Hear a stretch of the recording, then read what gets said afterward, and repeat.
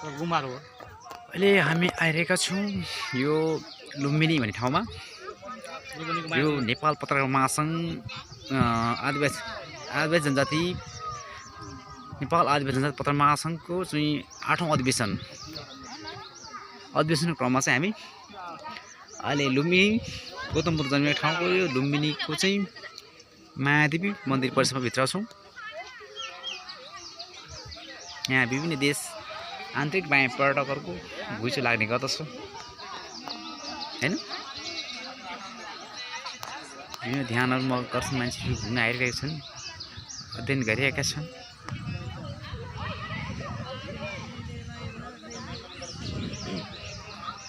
यो मायादेवी मन्दिर जहाँ नेपालको विश्व शान्ति गौतम बुद्ध जन्मेको स्थल हो। यो रूपन्देही जिल्लामा पर्दछ। लुम्बिनी भन्ने ठाउँ त्यस बौद्ध धार्मिक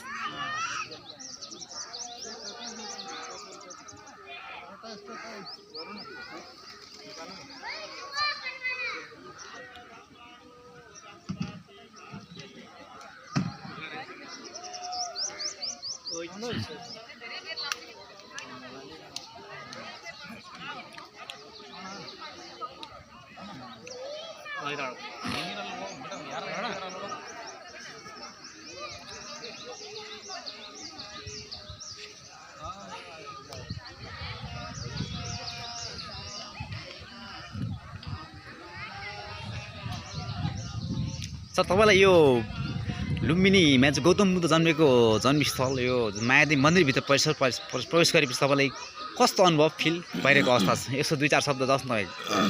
नमस्कार, म उदयपुरबाट हो। मलाई चाहिँ यस्तो खालको फिल लाग्यो कि यो ठाउँमा चाहिँ मैले पहिलोपटक पाइला टेकेको थिएँ, जहाँ लुम्बिनी भनेर यो देखिने यो लुम्बिनीको मन्दिर मायादेवी मन्दिर पनि भन्छ। यहाँ चाहिँ गौतम बुद्ध जन्मेको स्थल चाहिँ रहेछ। यहाँ चाहिँ यो भित्र गएपछि हल्ला गर्न मिल्ने एउटा शान्तिपूर्वक त्यहाँ सबै कुरो हेर्न मिल्ने, त्यहाँको जुन त्यो भौतिक पहिलेको त्यो भग्नावशेष त्यो चाहिँ त्यहाँको त्यो पहिलेको त्यो घर चाहिँ भत्किएको त्यो गौतम बुद्ध बस्ने घरको चाहिँ त्यो समाधिहरूभित्र चाहिँ देखियो। त्यो चाहिँ खुब आनन्द महसुस भएको संरचनाहरू त्यो संरचनाहरू हेर्दाखेरि चाहिँ यहाँ चाहिँ मान्छेको देशदेखि नेपालदेखि लिएर बाहिर विदेशसम्मको पनि घुइँचो लाग्ने चाहिँ गरेको देखेको छु र एकदम खुसी लाग्यो। आज पहिलोपटक आउनु पाउँदाखेरि धेरै खुसी लागेको छ। हस्, धन्यवाद। 2 शब्दलाई धन्यवाद।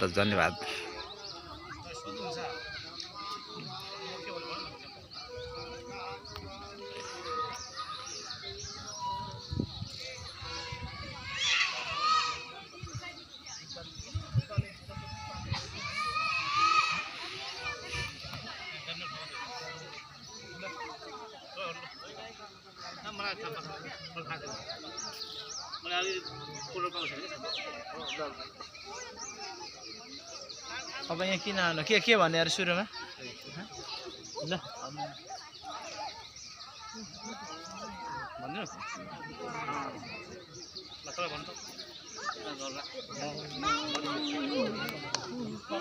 चाहिँ मायादेवी मन्दिरभित्रको गरी जहाँ कुवा कछुवा पनि रहेछ। कछुवा पनि पानी जमिन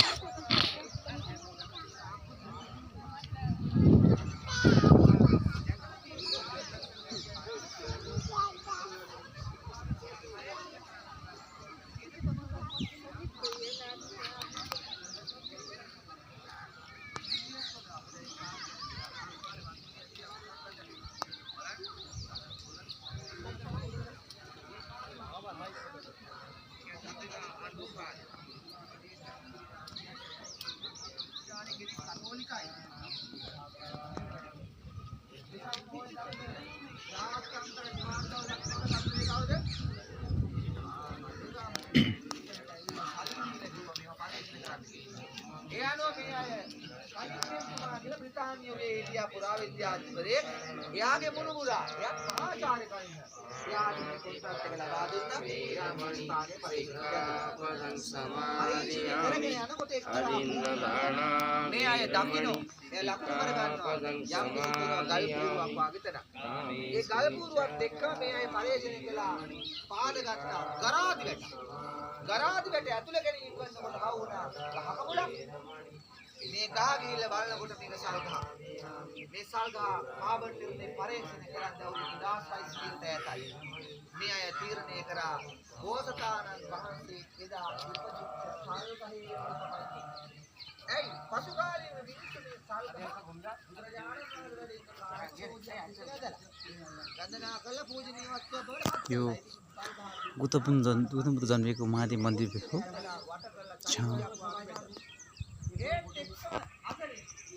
गौतम बुद्ध जन्मेका थिए मन्दिर परिसरभित्र हामी छौँ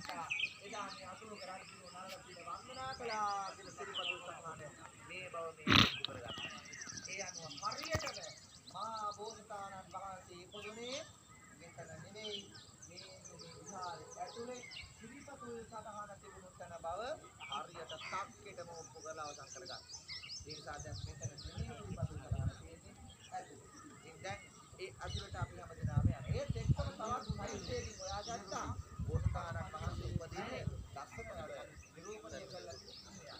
මායා දේවියයි බෝසතාණන්යෝ යන කල්පහල්ලා ඉන්නකොට උපදින ආකාරයෙන් මේ පුරාණ විද්‍යාවෙන් සම්පත් කරගෙන මේ පාරේ හරියට අදහම මායා දේවිය දෙවරක් තියෙනවා. ඒක ඇත්තනේ.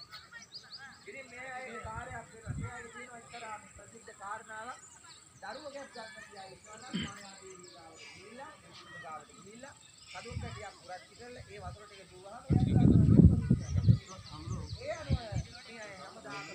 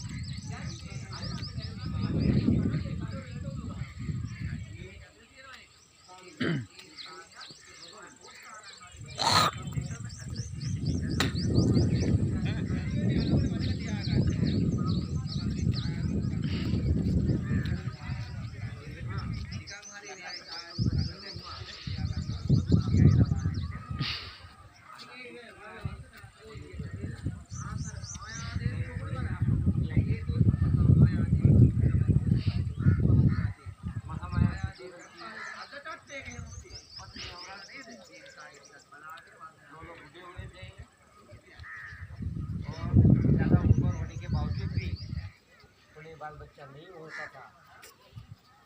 जब महामाया गरोदर रही और उसने अपने पति मंदिर परिसरभित्र छौँ से जाहिर की कि मेरा पहला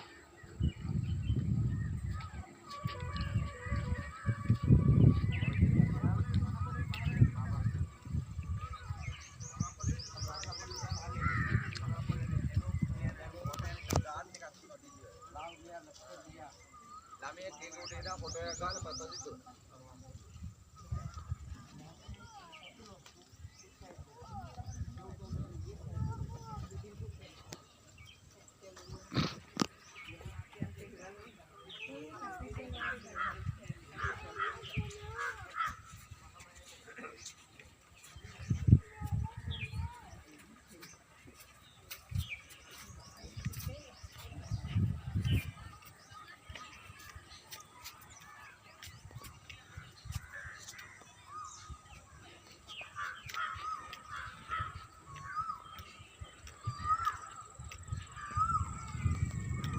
स्ट्रक्चर छ महादेव जन्मेको मन्दिरको बाहिरको स्ट्रक्चर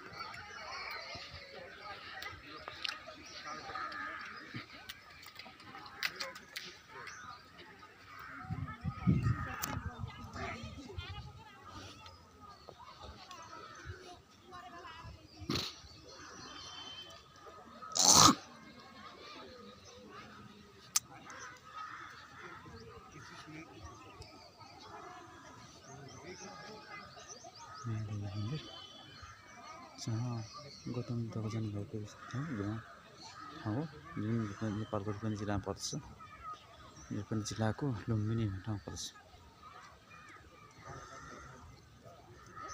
यहाँ कक्षा पालेको रहेछ